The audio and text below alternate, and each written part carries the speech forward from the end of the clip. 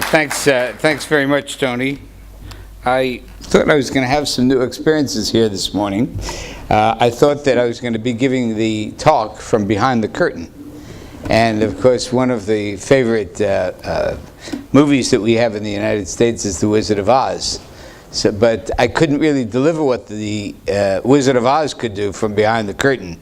So I thought it better if I come out here and present my talk, which I take is, I wasn't here at the earliest presentations, but I did look at the program, and clearly one is in this organization trying to take full advantage of the collaborations that are going on in terms of advancing musculoskeletal science and health. I must say that I was an onlooker for the first couple of years when the Bone and Joint Decade came about. I thought it was a great idea. We're, as you know, a little slower in the United States, so we didn't start on to the Bone and Joint Decade till 2012. So we're still in our decade. We're not going out of our decade, and maybe that would serve as an impetus for all of the activities, or many of the activities, to continue to go on in this area. To work, but I'll do the best I can. So this slide shows, and really the enormity of what Professor Lundgren and others have done. I know many of you, it takes a village to put this together, but it is fantastic when you think about all of the countries that have been put together. Those that have networks are all in the darker colors. Those who are just participating in lighter colors. And you notice very few countries, some sub-Saharan African countries are not participating, but most countries around the world are participating, which is a fantastic feat in terms of getting not only individuals who are concerned with musculoskeletal medicine, but also with the countries making a commitment to that. And in the United States, as you can see, in the United States, as you can't see on there, but I can see here, we have more than, I don't want to cast aspersions, but you can see that there are more than, I can see that there are more than 100 organizations that actually participate in the Bone and Joint Decade. And we at the NIH have had the great privilege of hosting meetings at the NIH where groups that had not really talked to one another,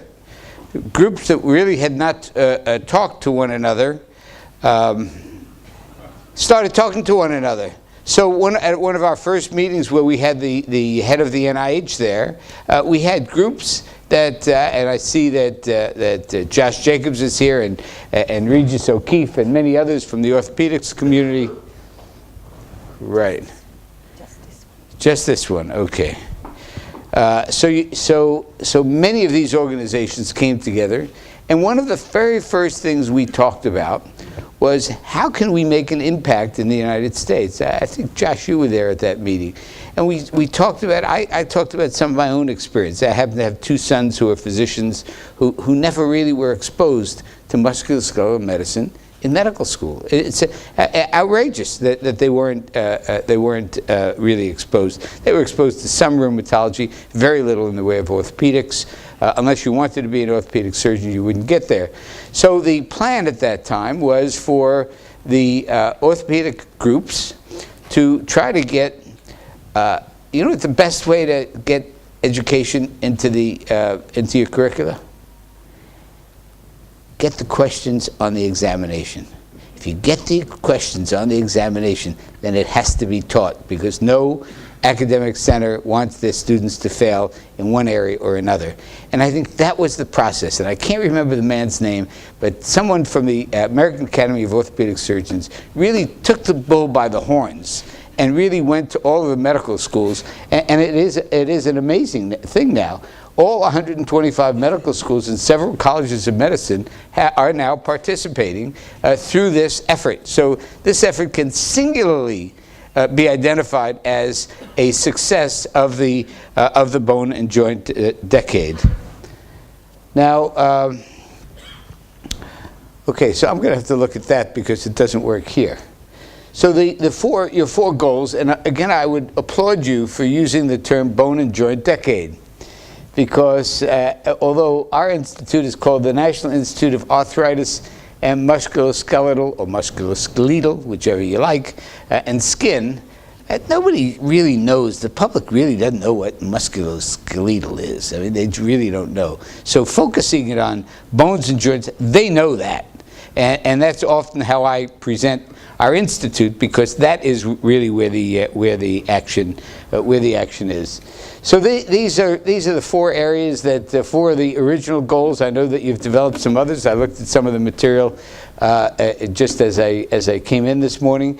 Advancing research and prevention, diagnosis, and treatment of musculoskeletal diseases, and the others. And I'll start with that, because I think that's where we've made the greatest advances, number one, and I think that is the area where the opportunities are the greatest. And I'll reinforce the opportunities and also the advances through many of the collaborations that have been done, not only throughout the United States, but throughout the United States and throughout the world. And adding other populations to some of these studies has added a tremendous dimension to our understanding of the pathophysiology of these. So first, let me tell you that the NIH is the steward of medical and biomedical research for the United States. Our budget is about $31 billion. One doesn't know from day to day because they're working on the appropriation. $31 billion, B with a billion. There are many institutes at the NIH, and this is one thing that we're tremendously fortunate to be with, and that is that of the 27 institutes and centers, I've marked those centers that are interested in and do support various types of musculoskeletal medicine as well as education, and it's really pretty phenomenal. So you look to the National Cancer Institute. What do they do? Well, of course they're doing bone tumors. What is the National Institute of Biomedical Imaging and Bioengineering doing? Well, they're helping develop all kinds of new imaging technologies to better identify prognosis. What about the Center of Minority Health and Health Disparities? I can go through these all. I'm not going to go through them. But in that one, for example, we know that there are certain disparities, at least in our country, in racial groups in terms of susceptibility to disease, number one, and also, very importantly from the orthopedic standpoint, susceptibility or willingness to participate and take advantage of many of the advances that are going on in hip replacement or knee replacement, where we know that African Americans, when you control for socioeconomic status, African Americans are much less prone to get these total joint replacements. And they're losing out on something, and we're trying to find out why that is. So here are some of those collaborations, the international collaborations on big ticket items, the genome-wide association studies. These types of studies utilize many thousands of individuals to try to look for specific gene susceptibilities, and they need to be validated in other countries and in other populations. So as you can see here, with regard to osteoporosis, there's a tremendous effort, not only in Europe but also in the United States, and there are databases which are shared now through the National Center for Bioinformatics, the NCBI, where all of this information is being put so that other scientists can go in and look for other opportune areas of research. In the Lancet, from Canada, Sweden, the United States, vitamin D insufficiency. This is an area I'm sure we're going to learn much more about in the next decade, because we just yet don't know how to handle this. And I think only in this decade have we realized the assays aren't very good. We don't really know what normal levels are, and I think there is a lot to come. But these are exemplary of studies. For example, the large study of ankylosing spondylitis. Of course, we know that B27 is important, but there are other genetic factors that are important that come out in these large studies that utilize 10 to 15,000 patients from across the world. And this can't be done unless there's, number one, collaboration, and number two, collaboration fruitful collaboration doesn't really happen scientifically unless you have trust. So trust is a big challenge, trust amongst the investigators. Now, this is the Osteoarthritis Initiative, which is probably the largest of the early initiatives from the Bone and Joint Decade. We were working on this long before the Bone and Joint Decade started, but it was really launched in the early part of the first decade of the 21st century. The need was identified as an objective and measurable standards for osteoarthritis onset and progression by which new drugs can be evaluated.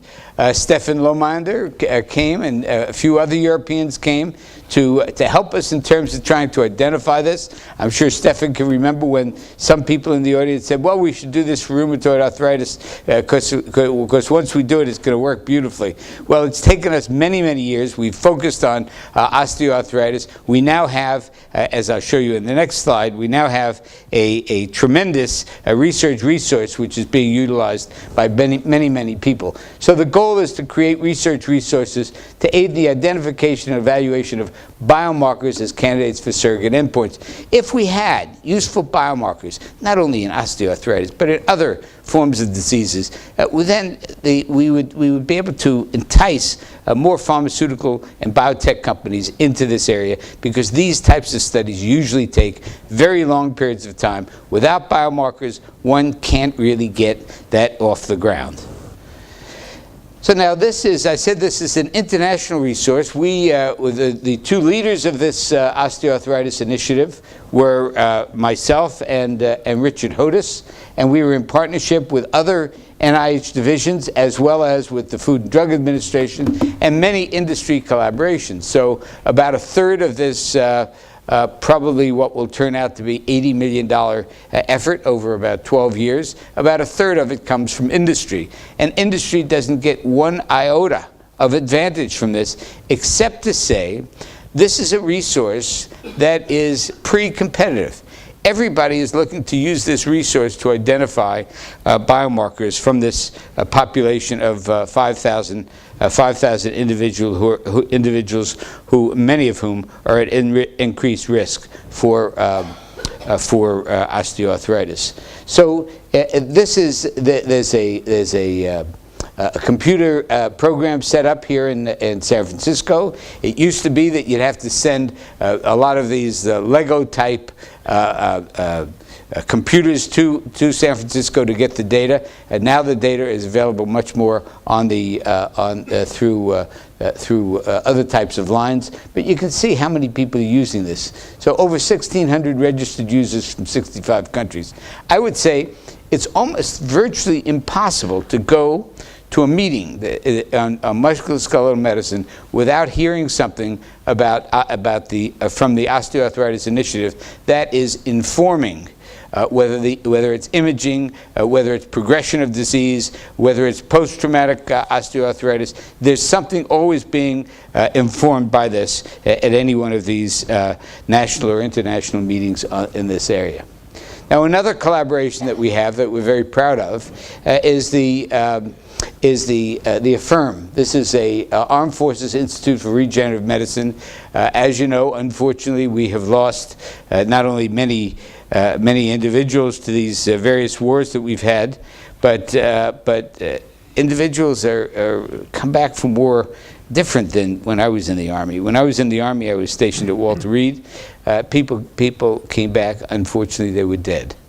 Nowadays, with all of the gear that we have, people are losing limbs, and you see that on the TV all the time.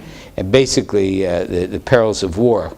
And basically, it is our commitment to make life better for many of these soldiers, and there's a major effort in the United States, which is a combined effort of many federal agencies for the armed forces, for the NIH, etc., for the Navy, the Air Force, the NIH, all to contribute to this major effort in regenerative medicine through whatever cells you're using for regenerative medicine. We also, I should say, have launched, and I don't have it in the slides here, although I may refer to it a little later, is a collaboration with NASA. About 2 years ago, the International Space Station was designated, at least by the U.S., as a national resource. and we have